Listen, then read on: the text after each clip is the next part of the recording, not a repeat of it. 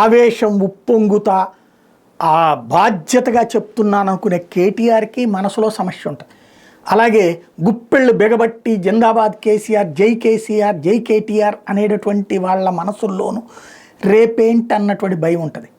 కవితది చూసాం, ఈడీ విచారణ అనేక సార్లు వెళ్ళింది, ఢిల్లీలో కూడా వెళ్ళింది. వెళ్ళిన తర్వాత విచారణ పూర్తయిన తర్వాతన తను అరెస్ట్ చేయకుండా కోర్టులకు వెళ్ళింది. అంతా అయ్యాక నిశ్శబ్దంగా అరెస్ట్ చేసి జైల్లో పెడితే నెలల తరబడి జైల్లో ఉండాల్సి వచ్చింది.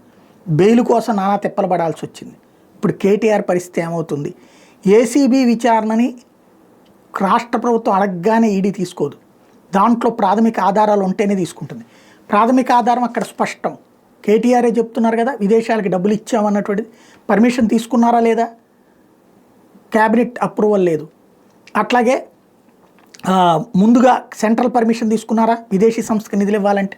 లేదు. ఈ ఆధారం చాలు జైల్లో పెట్టడానికి.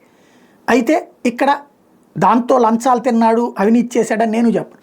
కాకపోతే అవినీతికి సంబంధించిన ఆధారాలని సేకరించే బాధ్యత ఈడీ. అంటే ఏ సంస్థకైతే డబ్బులు వెళ్ళినాయో ఆ సంస్థ నుండి మళ్ళీ ఇక్కడికి ఏమైనా డబ్బులు వచ్చినాయా, ఇది తేల్చడమే ముఖ్యం. అదేమీ లేకపోతే కేటీఆర్ బతికిపోతారు, లేదంటే ఇబ్బంది పడాల్సి ఉంటుంది.